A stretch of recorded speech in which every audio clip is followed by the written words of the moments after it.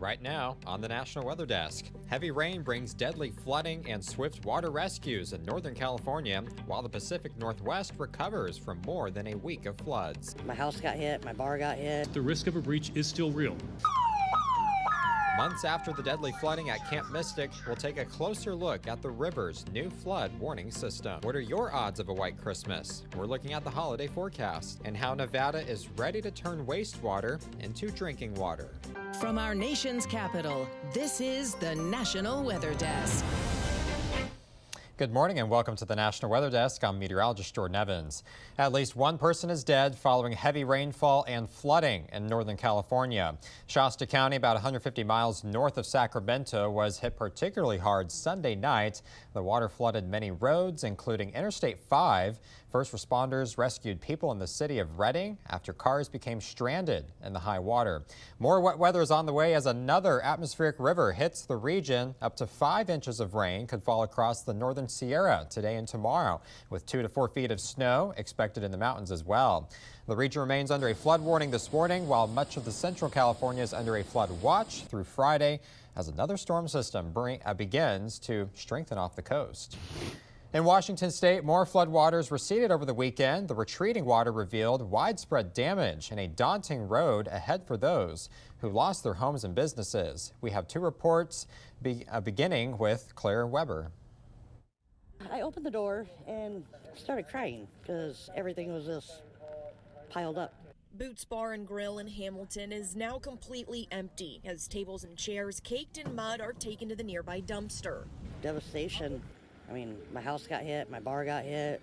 11-year owner Teresa Boots says standing water reached 4 feet inside, destroying furniture, appliances, and her electrical system. It's the worst flooding she's ever experienced. Last time we got maybe a foot in here, but this just wiped out everything. Gonna have to start all over. Governor Bob Ferguson walks through the dim, soaked business, seeing what support Boots and her town need from the state. The owner here said, hey, we could use a place to put refrigerators that we can't just put in a dumpster. He's also collecting pictures and video of the damage, hoping to secure federal financial relief that can be used to help small business owners like Boots. The key for us is move as quickly as we can, but we need to document the harms to homes and the businesses and the infrastructure to make sure we're making a compelling case to the federal government. The governor has already directed $3.5 million in state emergency funds to help with recovery, but it's unknown if more will come from D.C. In normal times, it'd be a no-brainer that the state would receive, disaster relief. Meanwhile, Boots says she'll take her rebuild one day at a time. Governor Bob Ferguson calling in more resources through the holidays to patrol the levees that broke, sending floodwaters into homes near Tukwila and in Pacific to make sure their repairs hold firm. And we are taking specific steps to prevent further breaches and ensure we're prepared if a breach were to occur. 100 National Guard will now be mobilized, with 50 specifically being trained to spot issues in infrastructure. That risk is still being described to us as moderate. In other words, the risk of a breach is still real. The governor also says 4 swiftwater rescue teams will be staged in King County, on top of adding a second strike team who can swarm a breach within minutes. If an absolute worst case scenario happens, where there are 2 breaches at the same time, we want to have the resources to address those situations as quickly as we possibly can. Now to Oregon, where heavy rain last week trapped a father and his 5 children in raging floodwaters. This happened last Friday, about an hour south of Portland. A neighbor says the man called her to say he was trying to drive out of the neighborhood when he realized they were trapped. First responder used a raft and a rope system to get everyone out safely. Nobody was hurt, and all of that rain also triggered at least 1 landslide. Jennifer Singh has that part of the story. Christmas time of year, getting evacuated out of your house. I mean, it's just terrible. Residents of 2 homes along Applegate Terrace in Oregon City are unsure if and when they can return to their homes after the hillside behind their homes began to crack Saturday afternoon. The deck of one of the homes left tilted. One of these residents noticed some signs of landslide activity in the backyard. They immediately reported to emergency services. When you've had record-setting rain like this, unfortunately landslides are become more likely. But after looking at the houses in the immediate area, the only activity seems to have been from the initial house and then the house to the right. Those living in the two homes did not want to go on camera, telling me this is a stressful time. The biggest thing area neighbors are hoping for is clear skies. Or at least enough for the area to dry out so that they can come back and, do repairs that they need to so they can claim their home again.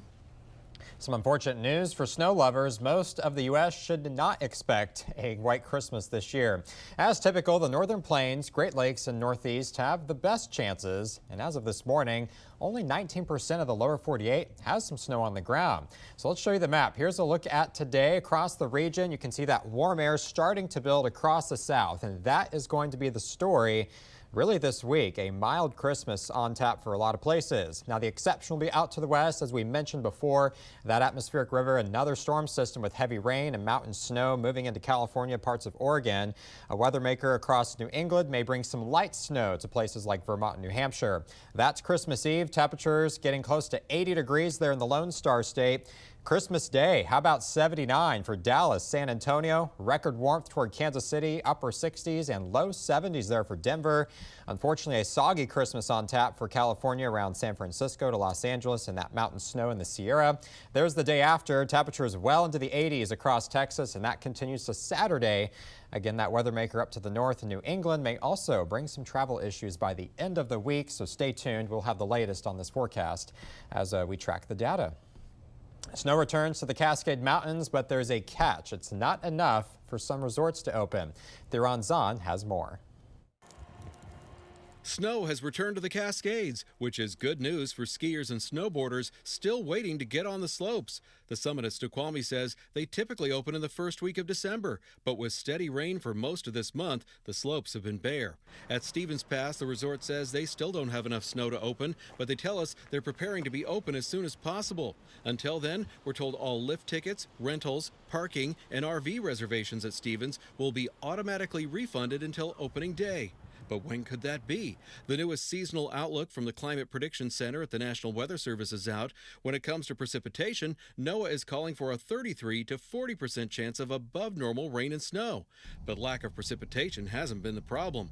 When it comes to temperatures, the NWS is predicting a 33 to 40% chance of below normal temperatures. That's exactly what skiers need to get our Cascade ski areas open as soon as possible.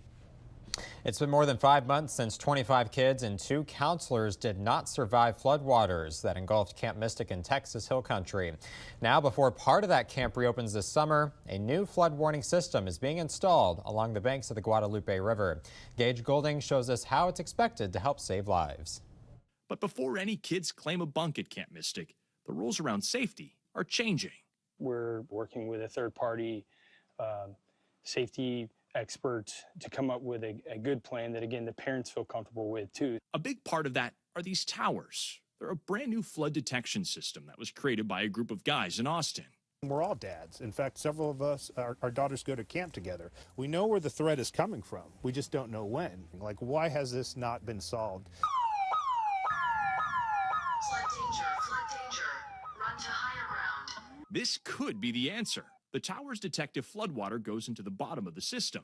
This is simple water detection, lights, and sirens. They have a plan to install about 100 of these towers all up and down the Guadalupe River. Now, here's the really cool thing. They don't rely on electricity or cell or satellite. They actually communicate with each other using a super long-range Wi-Fi type signal. But it can send a very simple, two-way encrypted code that says, turn yourself on, we have water here. It's why camps want the tech. Camp La Junta and Rio Vista are already on board. There's even talks of how they can share these alerts with emergency responders and people who live along the river. Adding these was a no-brainer for me because it's one more thing we can do to protect the kids.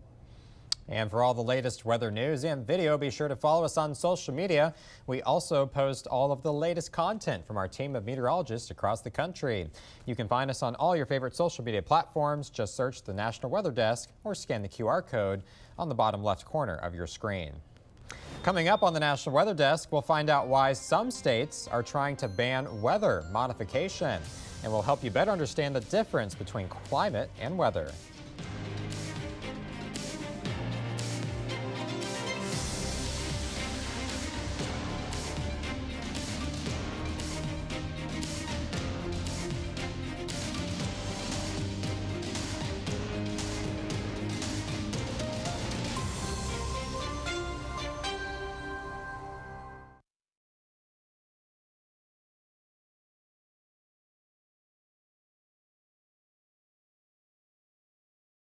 I'm meteorologist Ryan Munn. Let's get a look at the Northeast for the day on Monday. It's going to be a cold one across the Northeast. We are going to see 20s and low 30s. We'll see clouds build through the afternoon and evening. And then a clipper system will bring a couple inches of snow for many areas as we head through Monday night into Tuesday. And then Tuesday as you head up towards the north and mountains up towards areas in Maine into early on Wednesday as well. High temperatures for the daytime today will top out in the 20s for most, low to mid 30s to the south.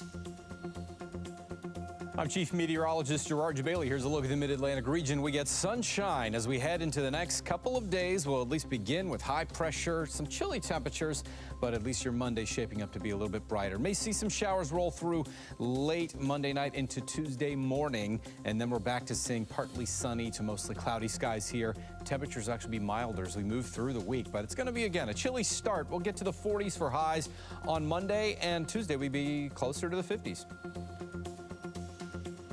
Hi, I'm meteorologist Jennifer Collins with a look at your southeast forecast. A bit of a cool one for parts of the Carolinas, a little chilly too, in the 50s and low 60s for North Carolina and South Carolina heading into your Monday afternoon. In the upper 60s and low 70s for the northern Gulf Coast, and much warmer conditions across central and South Florida in the upper 70s near 80 degrees. A few isolated showers from the Mississippi River Valley, otherwise dry for most of the southeast with a few passing clouds and warming trend heading through Tuesday and Wednesday.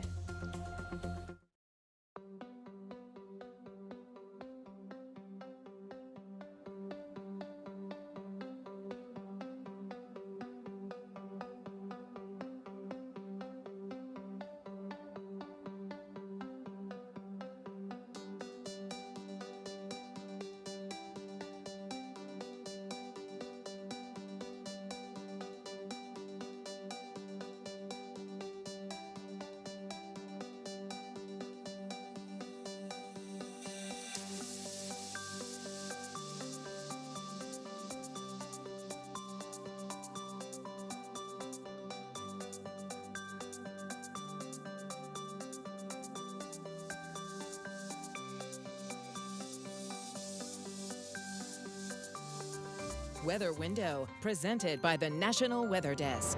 This recent gorgeous Seattle sunrise looks more like a fiery painting than a photograph.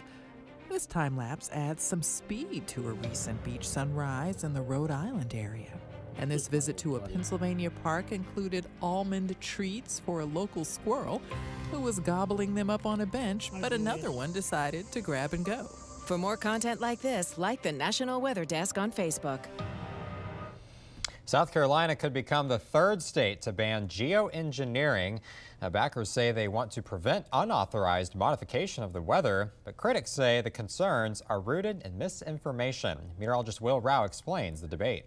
The debate wasn't about whether planes leave contrails, but whether the state should step in to regulate what some believe is a growing threat. I think we've all had people call us as senators or House members and say, I'm concerned about what's going on over my head. This all comes after conspiracy theories have circulated online platforms for years, claiming the federal government is secretly dispersing chemicals through aircrafts. Meteorologist Matthew Capucci of My Radar says there has been no scientific evidence behind that claim. Politicians are making laws or proposing laws about things that don't really exist, stoking public fear and conspiracy theories, which in turn garners more support for the politicians making these ludicrous policies. According to the Environmental Protection Agency, the federal government is not aware of there ever being a contrail intentionally formed over the United States for the purpose of geoengineering or weather modification. Supporters of the bill who spoke at the hearing disagree. Even though they usually deny it, it is well documented that the federal government is involved with geoengineering. Capucci says weather modification does exist, but not in the way that many people may assume.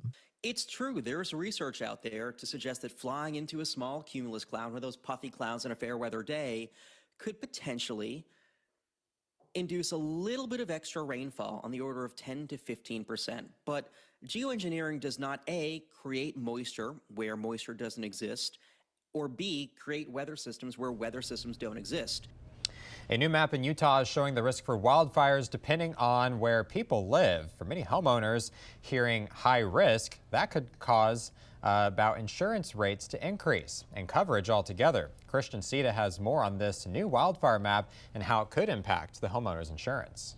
A new wildfire risk map is now active. So this is where you can kind of type in your address, zoom to an area, showing the top 5% of structures most exposed to wildfire danger across the state. But for many homeowners, one concern rises above the rest: insurance. When people hear, new fire map, they hear higher insurance rates. They know where everyone's house is, they know what's around it, and they already have their own risk map. So this is really nothing new. Tygo Rohr, Deputy State Fire Management Officer with Forestry, Fire, and State Lands, says insurance companies have long used their own wildfire models. It creates a standard map that they are required to use. Starting January 1st, insurance companies must use this map when identifying high wildfire risk. Rohr says that doesn't automatically mean higher rates or lost coverage. This in itself won't change anything that the insurance industry may or may not do with rates or coverage. Another major change is transparency. Right now there's really no transparency in what they're using for wildfire risk. Rohr says this map also gives homeowners a chance to take action. State fire officials say many homes burn not from direct flames, but from embers, and simple steps can reduce that risk long before a fire starts. The best firefighter is the homeowner before the fire starts as far as protecting their home. Nevada's on the cusp of getting its first facility that will treat wastewater until it's clean enough to drink. It would be the first of its kind to be built in Nevada, and Bear Marriott says he shows us how it works. So now I'm going to add just a pinch, literally a pinch of this coagulant. All of the dirt, all of the stuff you want to take out, the big stuff, starts to form into these chunks, and then it becomes much easier to remove.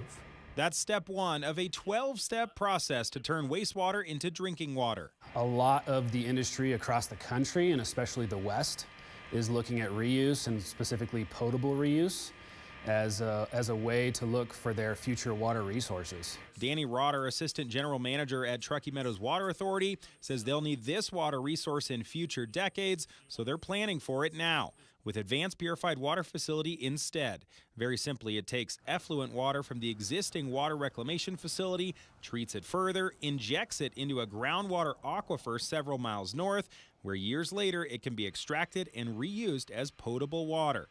The project will add another 2,000 acre-feet to the water supply every year. The science is there, the pilot studies are there, the regulations are there, the safety is there. The level of treatment that we do is orders of magnitude more than any other wastewater treatment. Don't just take their word for it. This is advanced purified water from a similar facility in the Bay Area, and smells like water,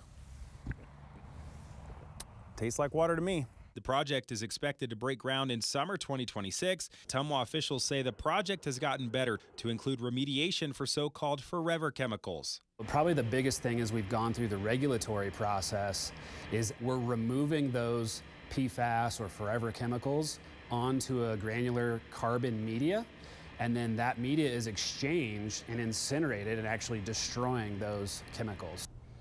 And as Christmas approaches, many meteorologists share information about the weather of Christmas past. Unfortunately, some people can get one day's weather confused with climate, and there is a difference. We'll let meteorologist Andrew Michael explain that. I posted this graphic on my Facebook page saying this year we could have one of the warmest Christmases in Central Ohio on record, one of the top 10. I didn't realize I had so many comedians on my Facebook page. Adam saying all those cow farts in 1893 caused it to be 64 in December. Pete saying if global warming's true, how do you explain the warmest Christmas in 1875? Or Michael, 3 of the warmest Christmases in the 1800s. Shoots the heck out of the climate change hoax. Or Tyler saying we can all agree global warming is a myth. Or Delia saying all the people yelling about global warming in 1893 in the mid 60s. Or Jim kind of debunks the global warming BS. Shoving down people's throats must be the cow farts. I don't know what it is with the cow farts. Anyway, one day does not show an indication of an entire year or an entire decade. And that's what we look at when we talk about climate. You look at a broad spectrum of years and the trends that you're seeing. But for fun, let's go back and look at 1893 December. Yes, we got to 64 on Christmas Day, but look at the next day. Only 30 for the high temperature. Matter of fact, a third of that month was below freezing the entire day. So all of the comedians on my Facebook page, by all means, keep making jokes, but jokes are a little bit more funny if there's a little truth to it. So do a little bit more research. Eric? And as we go to break, a look at holiday light displays in Asheville, North Carolina.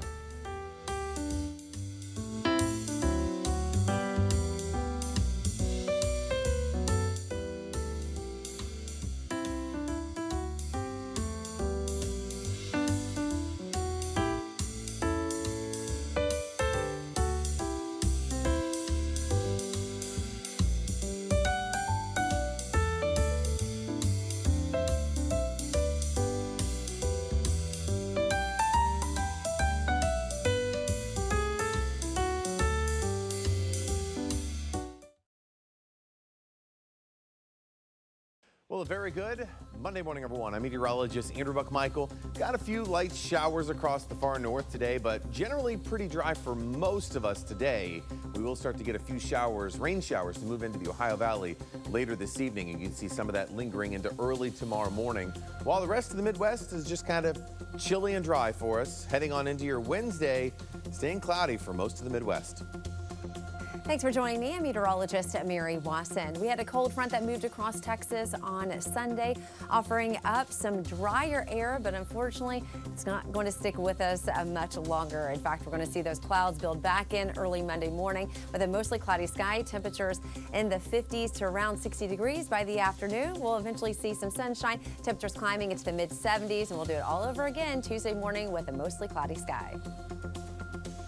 Good Monday morning, everybody. I'm meteorologist Stella Sun. We'll hold on to showery conditions across the Pacific Northwest. Meanwhile, an atmospheric river will continue to batter central as well as northern California with breezy winds expected across northern Nevada. Daytime highs will be hovering in the 60s from Salt Lake City through Las Vegas and mostly in the mid to upper 50s for Reno through San Francisco, with 40s on tap for Missoula, Jackson, and Spokane, with lots of sunshine in Albuquerque.